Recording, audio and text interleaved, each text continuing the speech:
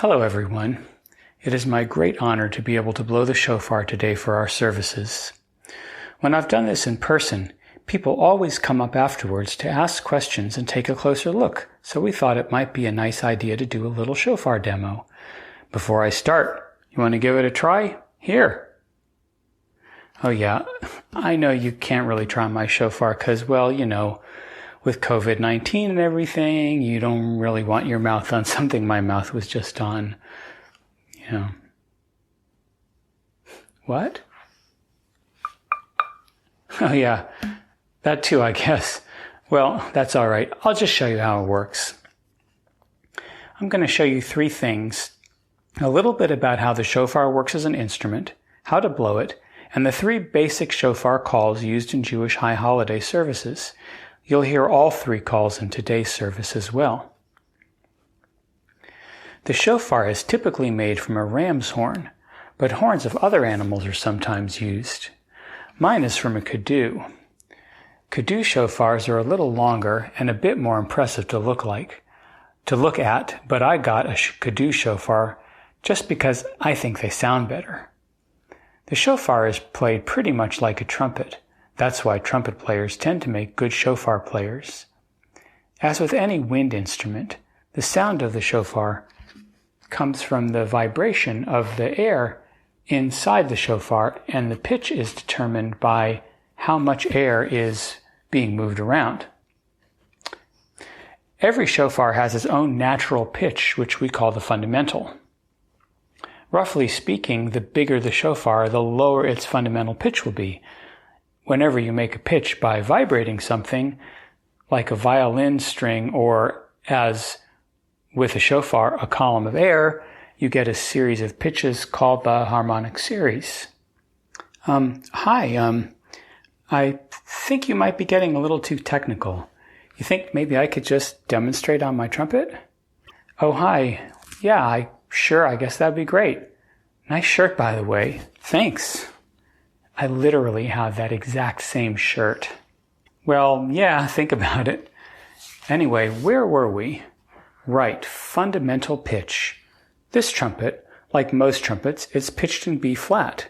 So if I just blow like this, I get a B flat. But like Mr. Technical was saying, there's a whole series of other notes I can play without pressing any valves, just by varying what I do with my lips and air. Like this. You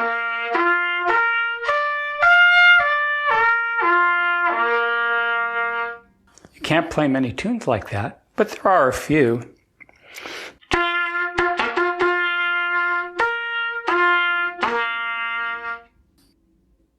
That's great, but how do you get the rest of the notes? Well, that's what the valves are for. Pressing the valves essentially lengthens the instrument by sending air down these extra tubes, which lowers the pitch, like this.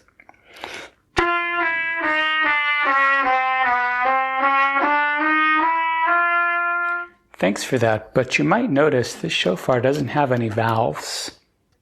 That's right. That means it's limited to only pitches in the harmonic series. Ah, got it. So while the shofar can play a few notes, it's not much of a melodic instrument. Unless you want to do this.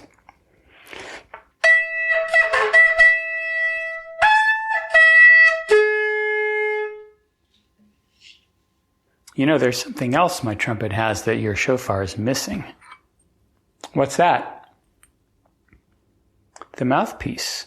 So how do you blow a shofar without a mouthpiece?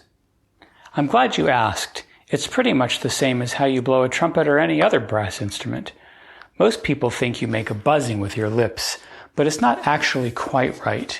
You press your lips together to make a small opening that you can blow through with high pressure. It's almost a buzz, but not quite.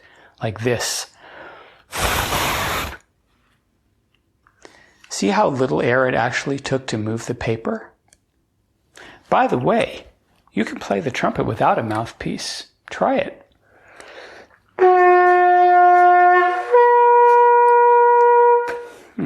That was quite a lot harder, and it sounds a little like the shofar. It's more fun to play the mouthpiece without the trumpet, though, like this.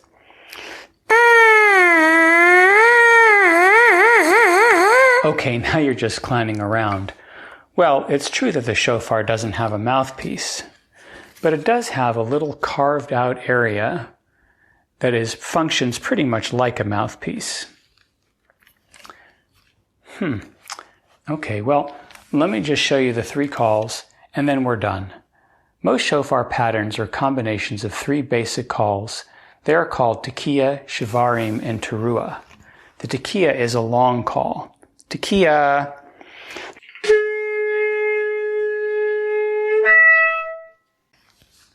The shivarim is made of 3 short calls, each about 1/3 as long as the tekiah. Shivarim.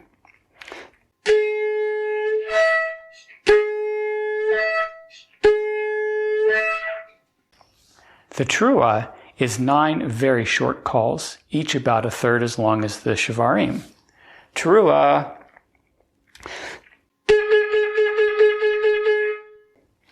Then there's the special call, the tekiah gedolah, which literally means big tekiah.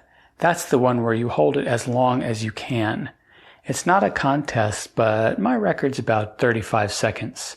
I'm not going to demonstrate this now, but one appears during the service. The last thing people always ask is how I can possibly hold the note for so long. The secret is to use as little air as possible. Once you get the hang of it, it really doesn't take that much air to get a sound out of the shofar. Well, that about wraps it up. I hope you learned something and found this interesting.